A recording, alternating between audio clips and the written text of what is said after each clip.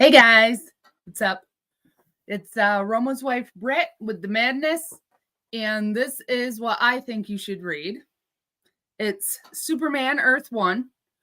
It's a retelling of the classic Superman story, but it is better than the the Sam Raimi Superman movie, Man of Steel. It's much better because it's brighter. But that was also, I just brought that up because it's also a retelling of the classic Superman story. His parents had to send him to Earth from Krypton. He had to grow up and become Superman and saves a bunch of people. That whole spiel. So, first and foremost, what stands out in this book, gets it to stand apart from the rest, is the art by Shane Davis. So that's the classic scene. Clark Kent as a baby.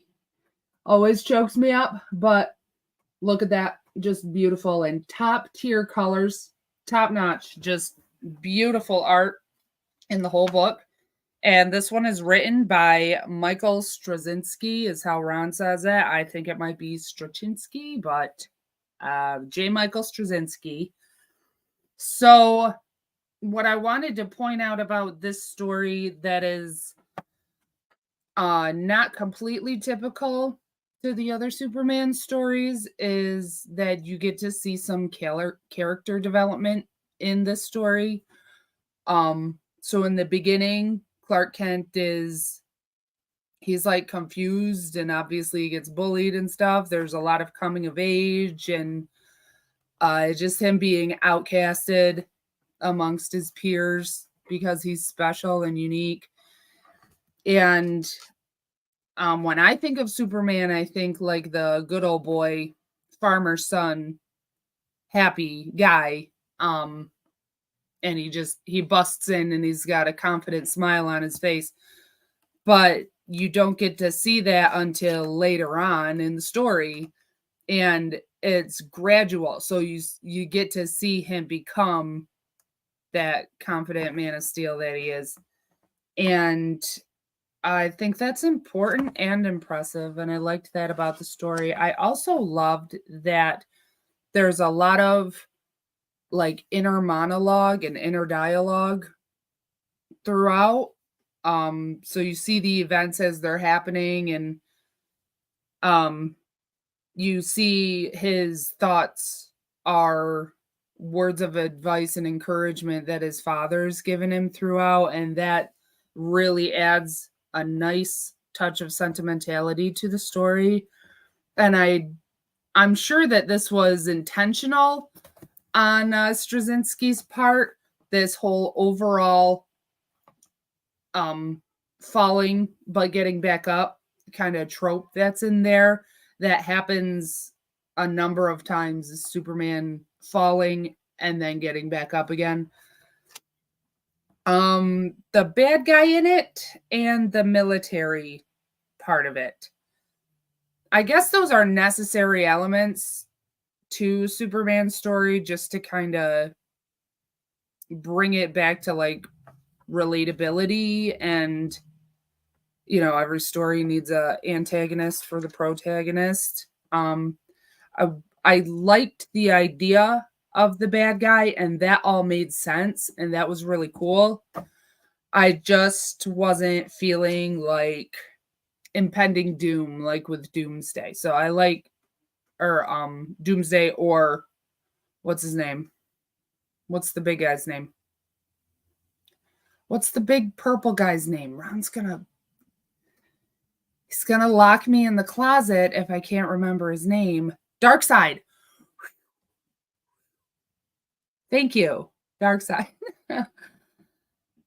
So yeah, he wasn't like that. Where's the creepy guy? He's here. It's a little bit Joker vibes, really, but still cool. So I get it. And it's like he looks more like techie, like not human, whereas yeah, he looks more like humanoid, where Superman is very obviously human. Lois Lane in this story is brunette, and Ron did not love that because he's very Superman says a number one, so he's extra picky. My little Romo Bomo, he's so cute. He's my honey. So he's very sticklery about Lois Lane. That's not Lois, but that's some cool colors. And he's like, no, she has black hair. And I'm like, all right, but this Lois was a hottie and she looked athletic, which I like. I don't really like the whole like petite, scrappy, like it's overplayed and I'm just annoyed with it. Leave that to Disney, I think. The little scrappy skinny girls. Nothing against scrappy skinny girls, okay? I'm just saying I appreciate a Lois Lane who is, she looks like she's running around, and that's her. That's Lois. So, you know, she just looks like an athletic type of no nonsense, but also fearless woman figure. So, oh my God, like, look at that. Look at how realistic that is. My camera's crap. It doesn't do it justice, but speaking of justice, well, bam. He's so cool. I do like Superman. And like, what's the guy's name who played Superman in these newer movies? Anybody? I should know his name. Henry Cavill. Yeah. He had the look, and it's just, and he even had like an imperfect but perfect smile. I know the girls out there know what I'm talking about. The look was there. However, I'm just so like disappointed with how dark those movies were. And I wish that they were the, like, I need like a positive, hopeful, kind of patriotic vibe with Superman. Like, he's very intensely optimistic. That's what I want from Superman. So I didn't really love that about the Sam Raimi movies.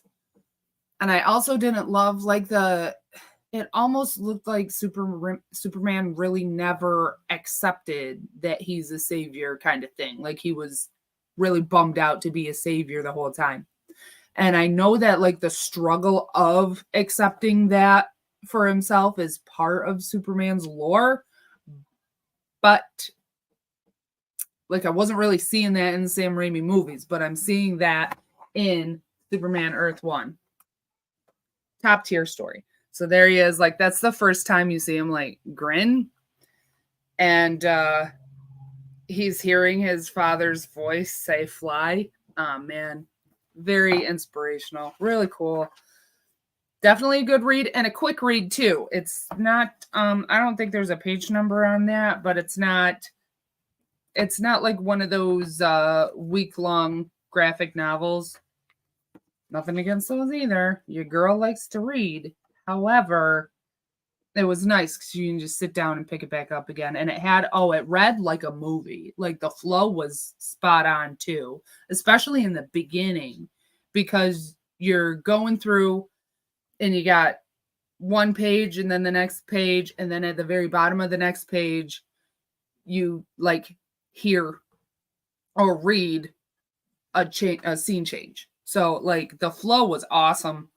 And again, like I said, you get like that teenagery kind of bummed out, and really he just wants to fit in. He just wants to be among them. But he wants to be one of them. And his dad's just like, but that's not who you are. And you have to be among them, but you're not of them. And that's just the reality. So basically make the best of it and kick some ass and do it. Read it. All right, guys, I'm outie. Thanks for listening. I'll be back next time that I can with another top tier selection that you should read. Bye. Fairview's coffee has mysteriously gone missing. Mayhem ensues when strange, coffee-craving zombies plague the city. Detective Mickey Potatoes, an overworked public servant, uncovers why ordinary citizens are losing their minds and how to stop the coffee apocalypse. But it involves the mafia. And when you're dealing with mafia crime families, nothing is ever easy. The mafia controls everything in the city, including the police, including him. If he breaks the mafia, they will break him. So, the city is without coffee. The city is burning before his very eyes, but he's powerless. Detective Potatoes has the power to stop the coffee apocalypse, but if he does, he could lose everything.